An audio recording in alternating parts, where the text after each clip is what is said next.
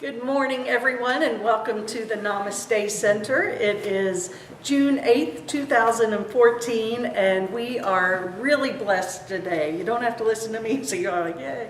So, get a change today. But not only do you have that pleasure today of listening to someone else, you are really going to be blessed with a wonderful speaker, a wonderful person, and energy of Susan Warner, actually Reverend Susan Warner. She's an ADL minister.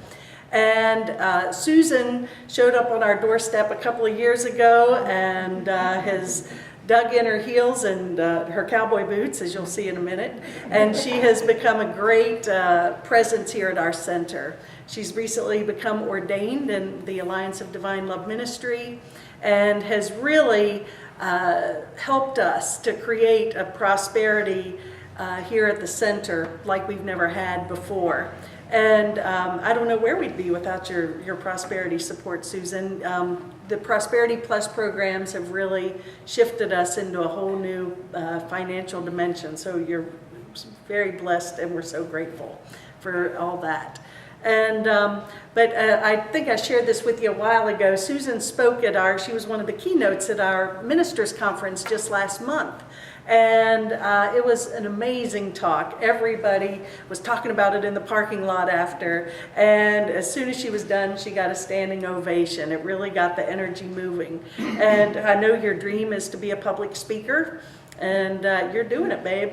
So you are good at it, and we just hold you in that space. So I know you all are going to enjoy it. I'm looking forward to sitting back and enjoying myself. So let's give Susan Warner a nice warm welcome.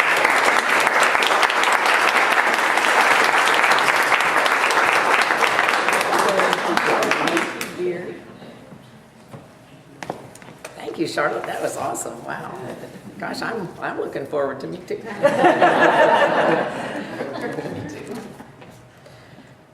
Well, you know, everybody here is just so kind and sweet and loving and friendly.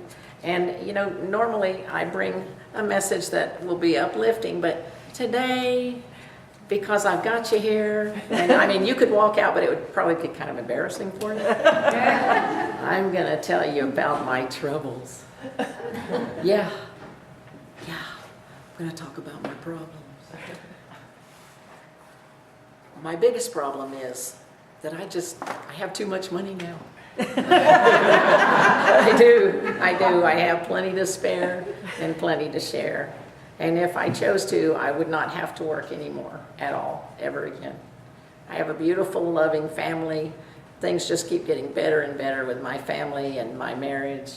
And I have more buddies than I can call up, and I hate that because I have so many loving friends that bring so much to my life. I have my health and my horses and my dog and my cats. And those are my problems. Would any of you like to have problems like that? Show of hands? Yeah. Okay. Well, you can, because today I'm going to talk about how to plug into that source, that unending stream of supply that Spirit has for each and every one of us. If you're breathing, then abundance is intended for you. I'm going to talk about how you can do that. Do I have problems? Oh yeah.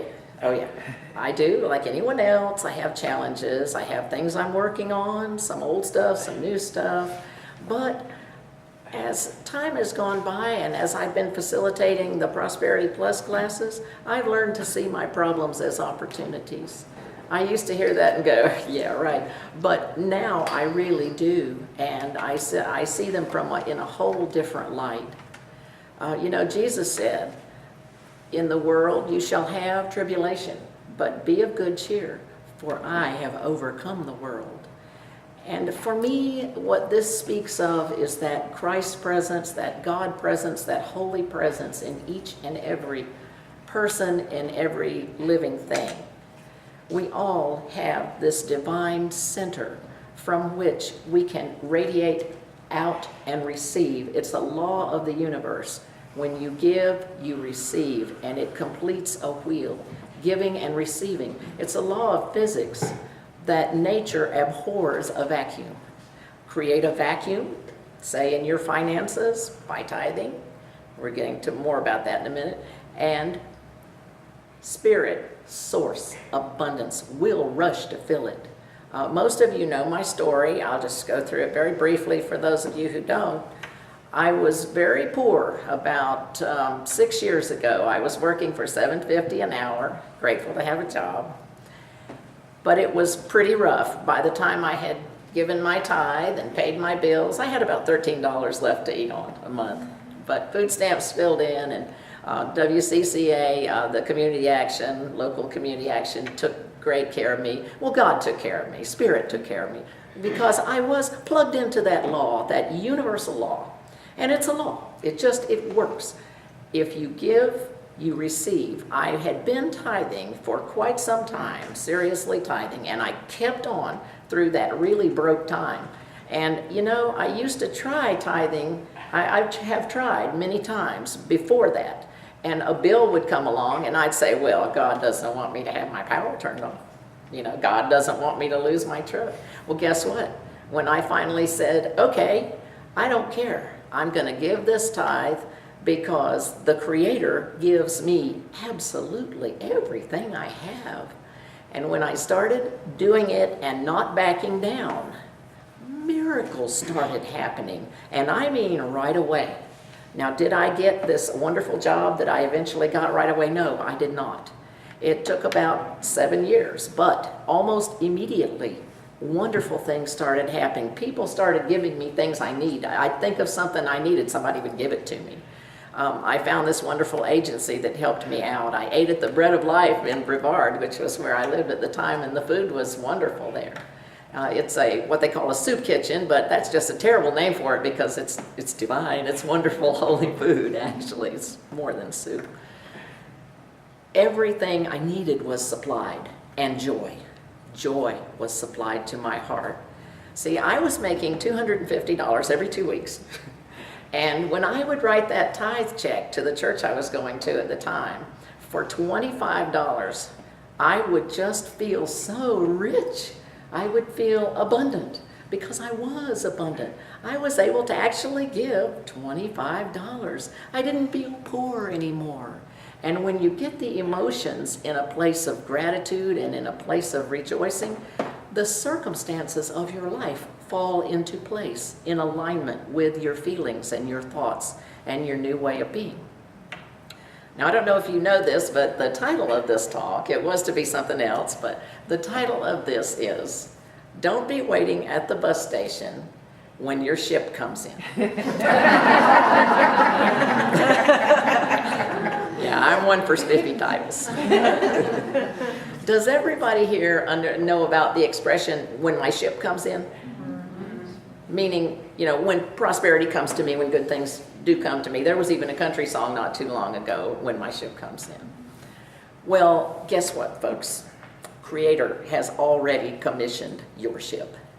Your ship is ready for you to claim it, but not by grasping and not by pleading with God and storming the doors of heaven. This creates an energy of lack, a feeling of lack. And this signals to the universe that you are lacking. We're not lacking. We may have a temporary appearance of lack, or we can stay in that appearance of lack forever and not come out of it. The choice is completely and totally ours. But we just don't want to be sitting at the bus station when our ship comes in. Have any of you ever taken a long bus trip? Yes. Yeah. Hanging out in the bus station's really not a whole lot of fun. I guess it might depend. I took a bus one time from central Mexico all the way back to my home in Pensacola, Florida, and that was really something else. So I do know and am qualified to speak about bus stations. Our ship is out there. We just want to be waiting on the dock. What keeps us in the bus station? Well, there are several things, but I thought of 3 simple things that keep us sitting there in the bus station. You know, people smoking cigarettes and reading papers and doing whatever, you know, doing clandestine things, you know, bus station. The first thing is our old patterns. There is a saying, if nothing changes, nothing changes. Our old patterns keep us locked on a certain track. And if this has not been a prosperity way of living, a happy way of living, an abundant, joyful way of living, well, if nothing changes, what are we going to have? We're going to have more of the same. The second thing is our old habits or our old behaviors, which come from our old patterns of thinking. They flow out of the old ways we use our minds, because your mind can be your best friend or your worst enemy. It's in how we perceive our world. And the third thing is a big thing that everybody on earth experiences: fear. Fear can keep us glued to the bus station, and we don't even realize that our ship is pulling up to the dock. We all have fear. Fear is not something to be denied. You're going to feel fear, but if you just don't let the fear stop you, then you will be absolutely amazed at the results. And as I was saying, I really do see my problems as challenges now, as opportunities, growth opportunities. This is a big thing that you move through. You move past your fears. You do things in your fears. A lot of times people will say, and I've said and I've done myself, well, you know, when I get over being afraid of swimming, I'll learn to sail.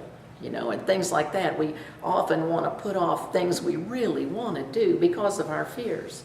But the thing to do, I have found, is just to plunge right in and do them even though you are afraid. And this brings absolutely amazing results. One way that you can arrive at the dock, just as your wonderful ship is pulling in with all of the goodness that Creator has for you, is through tithing. To me, it's the main way, absolutely the main way. When I was a little girl, on Saturday nights or Sunday mornings, I'd see my mom pull out little white envelopes, and I'd see her stuff a check in there or money. And one day I said, "Mom, what are you doing? What are the little white envelopes for?" And she said, "Well, this is a tithe." And I said, "Yeah." She said, "This, we give 10% of all the money that we have, that Daddy brings in," because that's how it worked with them back then. We give 10% of everything to the church. And I didn't understand that. I thought that was pretty wacky. And I continued to think that way for a long time, you know, way into my adulthood. If somebody talked about tithing in a church, I was probably not coming back, because I was like, well, that's just a good way for preachers to get fat, you know, to swell their income. You know, I had an attitude about this, but Spirit kept working in my heart too. And also, I was blessed, as many people are not. I was so fortunate to have two parents who tithed, and this was a remarkable example. But did that example get me tithing and then tithing for the rest of my life? No, because it's not all that easy in the beginning. Sometimes first steps are what are the hardest, but you take that first step and it just, like I said, I felt abundant when I wrote that check. It just gets easier and easier and easier. Today, as I was writing my tithe check, it occurred to me that the tithe that I'm giving now to the Namaste Center is the exact same amount of my take home from my $7.50 an hour job every 2 weeks. And I was struck with that. You know, I was standing outside my truck writing it, you know, and I thought, wow, this is just amazing. It's incredible. I gave the tithe, and you could look at that and say, oh my gosh, that's such a large amount of money when you're only making $250 every 2 weeks. But now I'm writing a check for $250. And this is truth. This is how it works. Tithing works, like I said, on universal laws, laws of God, laws of the universe. Mary Morrissey describes how if you want electricity in your house, you don't just switch on the light or turn on the lamp. You have to have your house wired first for electricity. And this law is just wiring your house, wiring your life, so that prosperity and abundance, just like electricity, can flow into the house that is your life. we're going to be starting up these programs like Charlotte talked about. The Prosperity 1 will be offered again, and the Prosperity 2 for those of you who've already done the Prosperity 1. Claire Collins will be co-facilitating with me, and it's going to be awesome. You've already been just wonderful so far. We haven't even started the class. So I would like to offer this, this opportunity to you. What it is an experiment. It is a 10-week experiment in tithing. Just a chance to get your feet wet and see what happens. And what makes it so much easier than if you're doing this on your own is you have the support of a group. One of the things we do in these groups is at the very beginning, we'll go around and we'll talk about our wins, what our wins for the week were, what went right, what was wonderful in our lives. And, one by one, it's so wonderful to hear people recognize and share what is going right. We all have stuff going right all the time, whether we're tithing or not, whether we're in a group like this or not. But when you study these principles, it makes you more aware of what good you already have. And seeing that good that you already have makes it multiply, because where your concentration goes, energy flows. Whatever you look at in your life is going to be reproduced. You're going to have more of that. If you look at your lack, you're going to have more lack, because it's the way you're seeing, right? If you look at what you have and are grateful for what you have, you're going to have even more to be grateful for. And like I said, that's just one of the laws of the universe. It's how it works. You probably all know by now that we are creators, co-creators with God. Can I get an agreement here? Can I get an amen? Amen. Amen. All right. We are all creators. We are co-creators with God. We are made in the image and likeness of God. And as such, we are co-creators. We create our good and we create our not so good. We create the whole thing. We create our relationships. We bring in the people that we need to interact with, and they come and they go and they flow, and sometimes they stay, and we create everything. Now the question is, how are you going to create? Because there are two ways. The first way is what most people do. It is called creation by default. And this is where you are just running along the same lines as you always have been, maybe like your dad did, and like your granddaddy did, and your mom did, and not questioning, just going along with this. And that is, you're going to create by default. You're going to just get whatever it is you concentrate on. And the other way works the same way, only in a positive direction, and this is creation by design. You can design your life. In the Prosperity 1 class, we have these cards. These are called vision cards. And we write down our vision and look at it every day. Put it by the bed and look at it first thing in the morning. Visualize it, get really, really specific. Because when Creator wants us to have exactly what we want and exactly what it is we ask for. So it's very wise to ask for exactly what you want. I have seen this work. I have brought things into my life just being kind of vague, and the results I got were kind of vague and kind of not exactly what I wanted.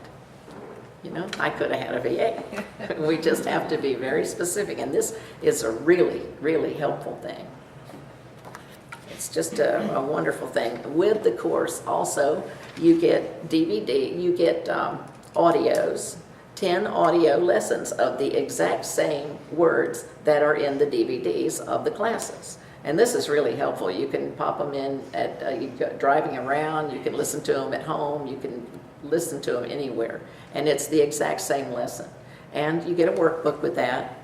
And it's just the deal of the century. It's $49. I mean, it's awesome. I had a person who signed up for a class, And she said, well, you know what? I'm having a hard time spending $49 on this, and that must be because I really need the class. And I just thought that was so classic.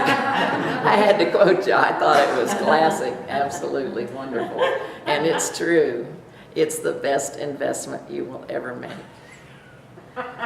Because we want to be on the dock when our ship comes in. Believe me, people, there is a ship for each and every one of you. I don't care what may have happened in the past, what you may have loved and lost, what you may have never gotten, your broken dreams. We all have that. But your past does not have to determine your future. We all have circumstances. Break the word down, circumstances. It is the situation that we are standing in. But we don't have to stand still. Because when you create, by design, you no longer stand still in your circumstances. And then you can reach a point where you can actually be happy and grateful for those circumstances. Because, like your song said, those things brought you to where you are and to where you are going. And I want this so much for you because it's blessed my life so much. So join me at the dock. Join Charlotte and myself and Claire at the dock. And we'll, all together, we'll watch your ship come in. Thank you. Namaste.